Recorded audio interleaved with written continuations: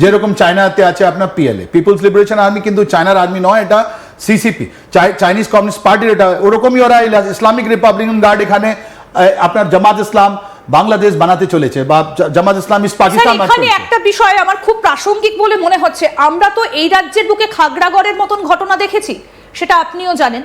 তো সেই রকম যদি কোনো রকম কোনো প্ল্যান কষে বাংলাদেশের তলার থেকে ভেতর থেকে তলায় তলায়, যে কোনো একটা ইসলামী সংগঠন যদি এই রকম একটা প্ল্যান কষে, তার পরিণামটা কি হতে পারে? এর পরিণাম তো ওই হবে যে আপনার পাকিস্তানে হলো 7 তারিখ থেকে 10 তারিখের মধ্যে আমরা এত মিসাইল মারবো, তো ওরাই জানে না কোথায় থেকে শ্বাস নেবে, কোথায় কি করবে। আর আমরা স্পেসিফিক টার্গেটে মারবো, আমরা ওদেরকে মারবো যারা করেছে, বিকজ ওদের বাংলাদেশে কতগুলো ভাই বোনরা যারা আছেন, আমার 17 কোটি ভাই বোনের মধ্যে আবার বলছি কিছু লক্ষ লোক আছে যারা অ্যান্টি ইন্ডিয়া, বাকি লোক খুব ভালো লোক, শান্তিপ্রিয় লোক, ওরা কাজ করতে চায়, ওদের গার্মেন্ট ইন্ডাস্ট্রি ভালো করতে চায়, ওরা এনার্জিতে কাজ করতে চায়, ওরা স্বাস্থ্য কাজ করতে চায়, পড়াশোনা করতে চায়। ওরা টায়ার্ড আছে এই গভর্নমেন্ট, যেটা ইন্টারিম গভর্নমেন্ট, যার কোনো ডেমোক্রেটিকই নয়। আমরা ওদের সঙ্গে কথা বলতে চাই না, আমরা চাই ওখানে ইলেকশন হওয়ার পর একটা ডেমোক্রেটিক গভর্নমেন্ট আসার পর ডিসাইড হোক না কোথায় কে লড়বে। তার মানে মানুষের কণ্ঠস্বর থেকে যেটা উঠবে ওটাই তো ভালো উচিত। এখন যেটা আপনি লালমনিরহাট দেখাচ্ছেন, এয়ারবেস দেখাচ্ছেন, ওখান থেকে দুটো আপনি হাওয়াই জাহাজ, টার্গেটটা কোথায়? আপনি কি আমাদের দুটো এয়ারবেস আছে ওটাই হিট করবেন? আপনি কি দুটো আপনি এয়ারবেস আমাদের হিট করবেন না? আপনি মিলিটারি হেডকোয়ার্টার আমাদের হিট করবেন? আপনি কোথায় হিট করবেন এটা বলুন, টার্গেটটা কোথায় আপনার? আপনি কেন মানুষকে ধাপ্পা দিচ্ছেন? মিলিটারি মাইন্ড থেকে আমাদের আসুন না, কথা বলি এই চ্যানেলে, আমরা বসে কথা বলবো কি তুমি কি করে দখল দেবে, আমি বলবো কি করে দখল। আমরা এটা বলি সিনারিও বিল্ড আপ, মানে যে অল ওভার দ্য ওয়ার্ল্ড, পুরো বিশ্বে যতগুলো অ্যাডভান্স আর্মি আছে, যার মধ্যে আমাদের ইস্ট পাকিস্তানের আর্মিও আছে, ওরা ইস্ট পাকিস্তানের আর্মি তো পুরো বিশ্বে যে গেছে, ওরা সব আমরা বলি সিনিয়র বিল্ড আপ, কি করে এখানে যুদ্ধ স্টার্ট হবে, তার মধ্যে তারপর এনভায়রনমেন্ট ডিসকাশন, কারা কারা আমাদের সঙ্গে থাকবে, তার মানে আমাদের হাই ভ্যালু ইয়া আমাদের স্ট্র্যাটেজিটা কি হবে। চায়নার স্ট্র্যাটেজিটা ছিল 4 স্টেজেস। ওরা বলছে এক্সটার্নাল কাম ইন্টারনাল ইন্টেন্স, তার মানে যখন যুদ্ধ প্রস্তুতি নিচ্ছ তুমি কোনো জিনিস দেখাবে না কি আমরা যুদ্ধের প্রস্তুতি নিচ্ছি, তার মানে কোনো কথা হবে না, গুপচুপ করে তুমি তৈরি করবে, that is was external come internal intense. Second বলছে শার্প আর্ম ইলিট ফোর্স, তার মানে ওদের যা আর্মি আছে বেস্ট অফ দ্য আর্মি, এই লাসা আছে, লাসার অ্যাকচুয়ালি নর্থ ওয়েস্টে একটা ইয়াংবাইজান করে একটা জায়গা ট্রেনিং এরিয়া আছে, ওখানে সবাইকে এনে ওরা একটা ইন্টিগ্রেটেড ট্রেনিং আমাদের এগেনস্টে চালিয়ে থাকে। ইয়াংবাইজান রাইট, লাসার উপরে আছে, এটা কোনো সিক্রেট নাই, পুরো ওটা করে থাকে। ওখানে প্রত্যেক লোককে ডেকে পুরো চায়না থেকে এসে ওখানে ট্রেনিং করছে। ওরা বলছে আমরা যদি যুদ্ধ করি তাহলে কি করে যুদ্ধটা হবে, ওর মধ্যে কতগুলো প্যারাশুট রেজিমেন্ট লাগবে, কতগুলো ডিভিশন লাগবে, কতগুলো মোটরাইজ লাগবে, কতগুলো কামান লাগবে, কতগুলো ড্রোন লাগবে, এসব মিসাইল কত ওখানে ইয়াংবাইজান। অ্যান্ড থার্ড ইজ বলছে ওরা গেন ইনিশিয়েটিভ স্ট্রাইক ফার্স্ট, যেহেতু তুমি কিছু কাউকে জানাওনি, এনিমিকে সারপ্রাইজ করে দাও, যেরকম আমরা 7 তারিখে 7 মে 2025 শুধু পাকিস্তান না গোটা বিশ্বকেই সারপ্রাইজ, বিশ্ব, বিকজ ওরা ভেবেছিল আমরা কোনোদিন লাইন অফ কন্ট্রোল ছেড়ে আমাদের ইন্টারন্যাশনাল 100 কিলোমিটার ভিতরে ভাওয়ালপুরে স্ট্রাইক করে আমাদের প্রধানমন্ত্রী দেখিয়ে দিলেন কি যুদ্ধটা কি হয়। আমরা ওই মুরিদকে স্ট্রাইক করে দেখিয়ে দিলাম পুরো বিশ্বকে সন্ত্রাসবাদের আগেনস্টে তুমি লড়াই করতে যাও, এটা আমেরিকা, শুধু আমেরিকা নয় আমরাও করতে জানি, ইসরায়েলও নয় আমরাও করতে জানি, তাহলে ওটা দেখিয়ে দিল। তাহলে এরকমই ওরা কি বলছে, গেন ইনিশিয়েটিভ স্ট্রাইক ফার্স্ট, তুমি আগে স্ট্রাইক করো, তারপরে তুমি আপার হ্যান্ড হবে, মানুষটা তোমার কাউন্টার রিঅ্যাকশন করবে। এন্ড ফোর্থ ওরা বলছে কুইক ব্যাটল কুইক রেজলিউশন, তার মানে কি হলো কি তাড়াতাড়ি ওটা হবে, কুইক মুভমেন্ট, যেরকম আমরা করেছি 7 তারিখের পর 10 তারিখে ওরা বলছে ভাইয়া আজ বন্ধ করো, আর আমার থেকে হচ্ছে। কিন্তু চীনের ক্ষেত্রে তো চীন তো ভারতের বিরুদ্ধে গোলাগুলি চালাবে না, কারণ ডোকালামে হাতাহাতি হয়েছিল 62 সালের পর চীন কিন্তু আর একটাও ট্রিগারে চাপ দেয়নি। তাহলে চীনের ভাবনাটা কি, মোটিভটা কি? দেখুন, এটা ওদের তিব্বত অটোনমাস রিজন আছে না, একটা বই আছে এখানে কালিম্পং এ, এই সিকিমের এখানে একটা কালিম্পং জায়গা আছে, ওখানে দালাই লামা আর হিজ হলিনেস দালাই লামার বড় ভাই ওখানে বসেন, উনি একটা বই লিখেছেন noodles maker of Kalimpong, right, noodles maker of Kalimpong. উনি বললেন কি আমাকে আমেরিকা 1950 থেকে আমাদের তিব্বতের লোককে ট্রেনিং দিয়েছিল আগেইনস্ট দ্য কমিউনিস্ট চায়না, রাইট।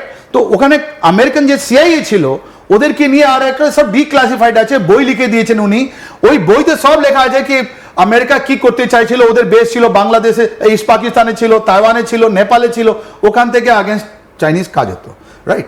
তো এখন যেটা হচ্ছে আমাদের এই যে চায়না আছে, চায়না এটাও জানে কি যদি ওরা যে জবরদস্তি দখল করে আছে তিব্বত অটোনমাস রিজন, ওখানকার মানুষ, তিব্বতের মানুষ চায়নার সঙ্গে নেই, প্লাস এটা জিংজিয়াং আছে। এই বাংলাদেশ জিংজিয়াং এর কথা বলে না কেন, ওখানে তো উগুর মুসলিম আছে, ওখানে তো ইসলাম খতরে মে হয়, যাও না বেটা, ঘুরে যাও, একদম। ওদের বাঁচানোর জন্য যাও। পাকিস্তানও কথা বলছে না, এরাও কথা বলছে না, চোখ বন্ধ করে শুধু পয়সা নিচ্ছে। ওরাও বলছে তুমি আমার পয়সা, চায়না বলছে এদেরকে তুমি আমাদের পয়সা দাও না, শুধু আমার ইন্টারেস্টটা দিয়ে দাও। জেনে বুঝে চায়না কি করছে, ওদেরকে পয়সা দিচ্ছে। এই লালমনিরহাটটা আপনি বলেন তো কত $1 মিলিয়ন দেবে। আপনি দেখুন না, কক্সবাজারে ওরা এই সাবমারিন ঘাঁটি বানিয়েছিল, এখন কোথায়? ওখানে তো আমেরিকানসরা ঢুকে পড়েছে। তাহলে কোথায় আছে চায়না? চায়না এখানে পয়সা দিয়ে আপনার ঘাঁটি বানিয়ে দেবে, তারপরে ও জানে কি ইন্ডিয়া এটা মনিটর করছে, আমরাও চুপচাপ বসে আছি। তারপরে ওটা স্ট্রাইক হবে, ওটা নষ্ট হবে, তারপরে বলবে ভাই আমি তো তোমাকে টাকা দিয়েছি, তুমি পয়সা দাও, নাহলে আমি তোমার সব দখল করবো, যেরকম হাম্বান তোতাতে হয়েছে। ঠিক ঠিক। শ্রীলঙ্কা পয়সা দিয়ে ওরা বানালো, এখন পুরোটা হ্যাঁ, আপনি- একদম ওরা দখল নিয়ে নেবে, বলে তুমি পয়সা দিতে পারছো না, আমি নিয়ে নিচ্ছি। বিজনেস পুরো আর্নিংটা পুরোটাই এখন চীনের পকেটে গিয়ে ঢুকছে। চীনে ওরকমই এদের দেশকে বিক্রি করে দেবে। আমি বলছি বাংলাদেশ ভাই বোনকে, জেগে উঠো বাবা, এই চায়না তোমাদেরকে বরবাদ করে দিচ্ছে। আমাদের কোনো রিলেশন নেই তোমাদেরকে দরকার, তুমি নিজে নিজে পায়ে দাঁড়াও, তোমার গার্মেন্ট ফ্যাক্টরি ভালো হোক, তোমার ইলেকশন হোক, তোমাদের কে আসবে আমরা জানি না, যে আসবে ভালো। আমাদের র ফেলিয়ার হয়নি তোমাদের আগাস্তে, আমরা ইন্টারফেয়ারই করি না। তোমাদের এখন ঢাকায় গিয়ে দেখো, তোমরা তো হাই কমিশন, পাকিস্তান হাই কমিশনকে তাড়ালে।